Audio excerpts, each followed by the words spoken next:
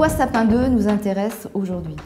Cette loi concerne nos clients, des entreprises qui ont atteint le seuil de 100 millions de chiffre d'affaires et 500 salariés, qui se doivent de mettre en place depuis le 1er juin dernier un programme de prévention contre la corruption.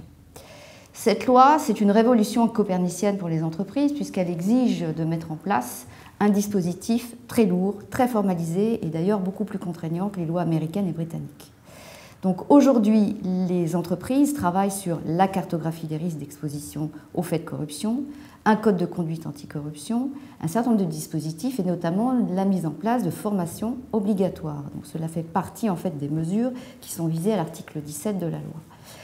Les entreprises doivent également respecter les recommandations de l'Agence française anticorruption qui ont été émises au mois d'octobre et au mois de novembre dernier. Non seulement l'entreprise doit respecter ces dispositions légales, mais également les recommandations de l'Agence française anticorruption qui viennent d'être émises et qui sont très précises.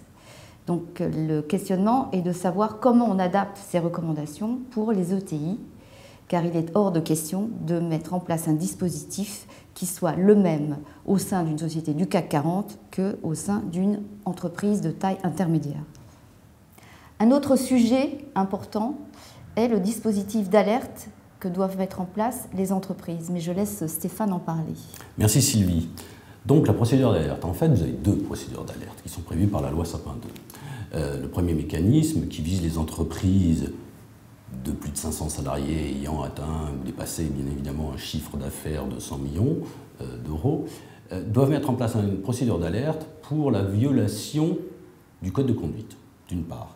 Mais à partir du 1er janvier 2018, donc très bientôt, les entreprises de 50 salariés et plus devront également mettre en place un dispositif d'alerte pour permettre aux salariés et aux collaborateurs extérieurs occasionnels de déclencher une alerte.